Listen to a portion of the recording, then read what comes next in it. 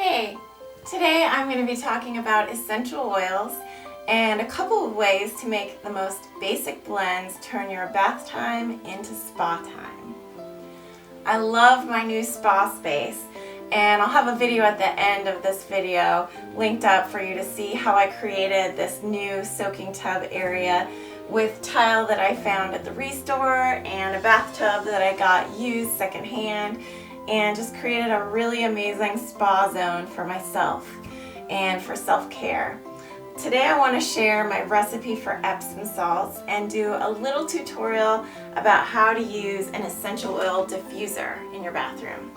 These are two ways to make your bathroom feel more like a spa just by using a simple aromatherapy technique and some really inexpensive oils.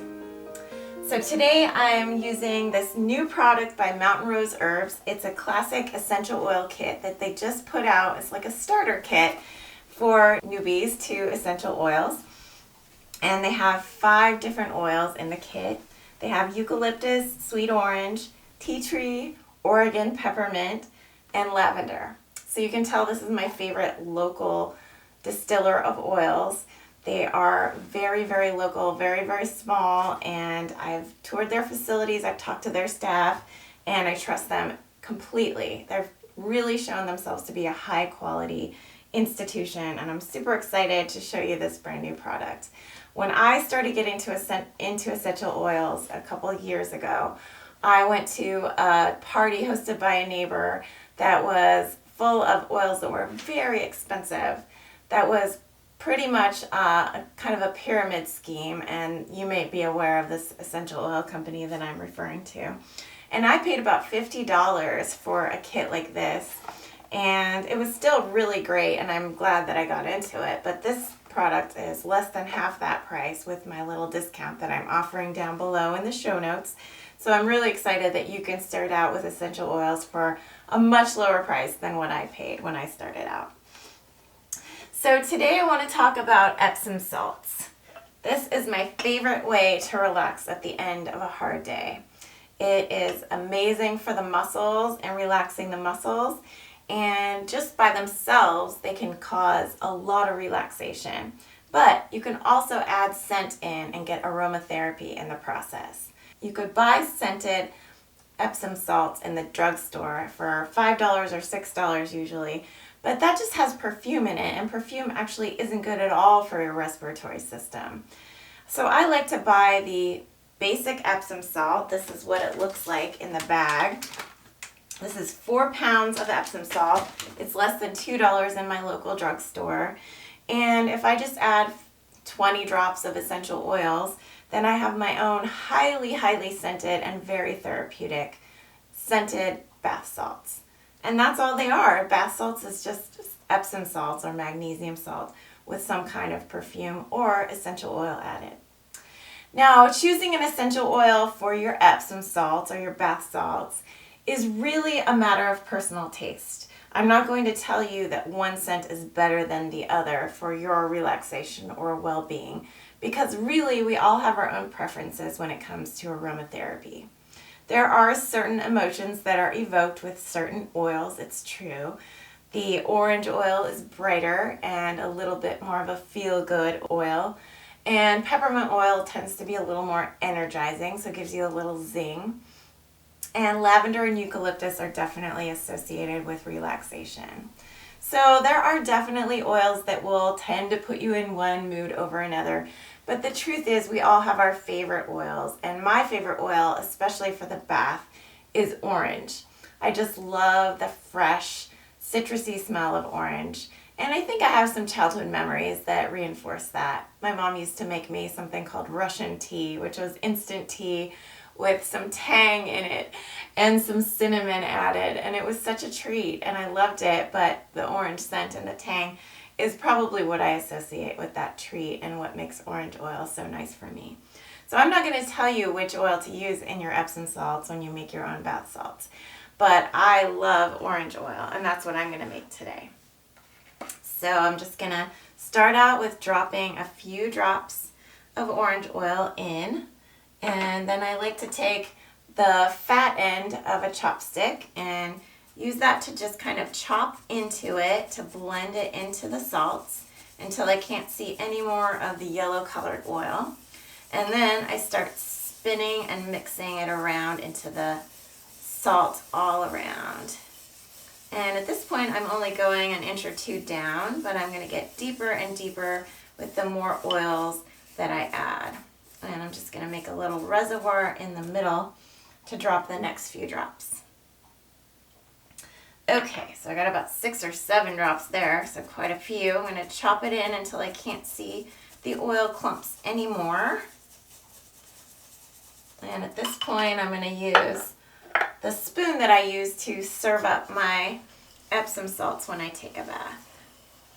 And get a little bit of a deeper mix. So I'm going all the way to the bottom now.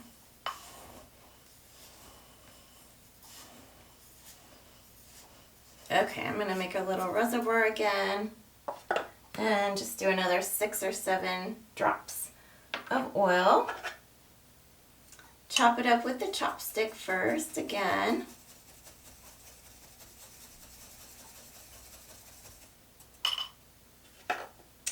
And then I'm going to deeply mix it in one more time. So you can do about 20 drops for 4 pounds of Epsom salts. You could do even more than that if you really want it to be strong. And you might want to put a couple drops of lavender oil in just to see what that's like. Eucalyptus would be really good too with orange. Any of these oils mixed together with others in this kit, so there's nothing that doesn't go well together. But I love just pure, fresh orange, and sometimes a little clove or cinnamon mixed in is also good. It's great for the respiratory system as well. So I'm all set to go, ready to scoop up a serving of Epsom salts. I do about 3 of these big heaping scoops in each bath that I take, at least. And that's my simple recipe for Epsom salts. The next tool that I use in my spa area is a diffuser. And you might have seen these in the stores and wondered what they are. Diffusers usually have a lid like this and an inner reservoir with its own lid. So there will be water fill area, and you'll have a fill line that says don't go above this line. Every diffuser is a little different. But what I like to do when I'm really getting into the spa mood is just put 1 drop of eucalyptus oil and 1 drop of lavender oil. So it's hard to just get 1 drop out. Oh, I got 2 instead of 1. And you don't want to put too many drops of oil in a diffuser because the oils can break down the plastic over time and really eat away at it. So that would kind of take away from the life expectancy of your diffuser. You also can rinse it out afterward, and I like to let it run the full amount of water that's in it. So what happens with a diffuser is that it's constantly stirring up the water and the oil so that there's an equal amount of oil in each burst of steam that comes out, and the steam will be scented and it will reach around your room and reach around your house if you have all your doors open, and it really fills the air with an amazing scent. And with most of these scents, it will also disinfect the air, especially with orange and tea tree. Also with peppermint and lavender. Eucalyptus is not as much of a disinfecting oil, but it will definitely purify the air and make it a beautiful scent. So a diffuser is a way to really change the atmosphere in a home or in a room, and especially in a spa area. And if you've ever been to a high-scale professional spa, a luxuriant place for relaxation and for massage and facials and beauty care, then you'll associate the scent of lavender and eucalyptus with that place, almost guaranteed. So I really love to bring that memory of being in a spa back into my own home by using a diffuser. And it's so simple, and the diffuser lasts for a few hours usually, has enough water in there to keep going for a few hours. So I just let it run the whole time until it turns itself off.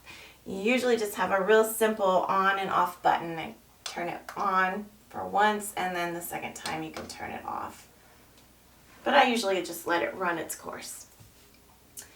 So some of the other uses for these oils are, I love all of these oils to have in a salve, with the exception of the orange oil. I don't put that in a salve because it can be, citrus oils can be not so great if you get out in the sun, and if it's on your skin it can be a little irritating to the skin.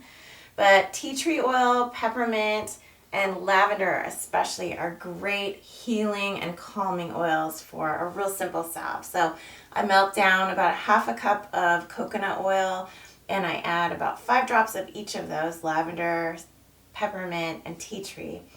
And that's a salve you can use anytime you have irritated skin anywhere in your body. So if you have an itch or a bug bite or a sunburn or just a rash, that's another way that I like to use these really basic starter oils.